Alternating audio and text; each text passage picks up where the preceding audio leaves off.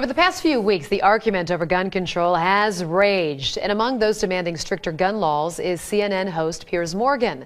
There's one particular stat that Morgan has been citing for weeks. In our commitment to balanced news, Ben investigates the truth behind it in Reality Check.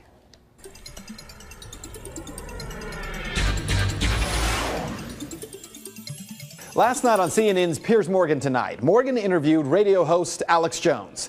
And to say it was wild, well, that would be an understatement. Here's just a small clip. Answer this question. How many Why'd you get fired from the Daily Mirror for putting out fake stories? You're a hatchet man of the New World Order. Let's try again. How many gun murders were there? Oh, you're going to ban your fist now? In Britain last year. How many chimpanzees can dance on the head of a pin? I already went over those statistics. Do you know the answer? No, I don't. You said hundreds. It's very low. You said hundreds. Yes. It's actually 35. Well, the point is you can... Against 11,000.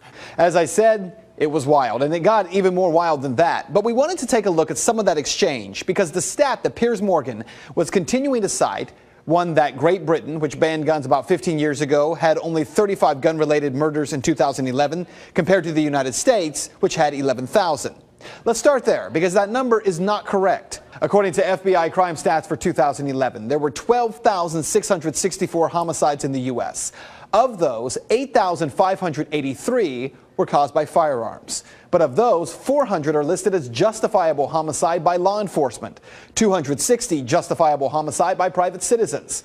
On the other hand, it is true that percentage-wise, Britain has a lower gun homicide rate. With a population of 62.6 million, Great Britain saw 59 gun-related homicides for 2011. Still not the 35 Piers Morgan keeps citing.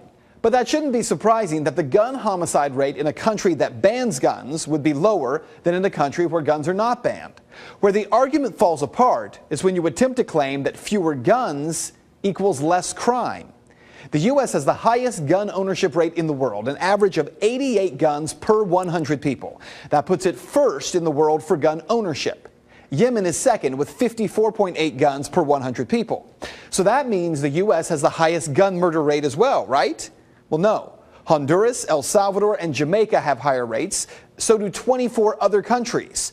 The U.S., despite being number one in gun ownership, is number 28 in gun homicide with a rate of 2.97 per 100,000 people. Of course, Piers Morgan isn't calling for the U.S. to be more like El Salvador and Honduras. He's calling for us to be more like Great Britain. So what do the numbers look like there? The U.K. has the second highest overall crime rate in the EU. The U.K. has the fifth highest robbery rate, the fourth highest burglary rate. But more importantly, the EU named Britain as the most violent country in the EU.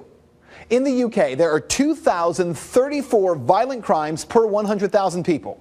That puts it way ahead of even South Africa, with a rate of 1,609 per 100,000. In the United States, we're not even in the top 10. The U.S. has a violent crime rate of 466 crimes per 100,000 residents. So what this means for you is that while people like Morgan insist that the U.S. can learn from Great Britain, well, maybe we can. What we might learn is that violent crime is not the result of a gun or any tool. It is the result of the heart of men and women. And that is Reality Check.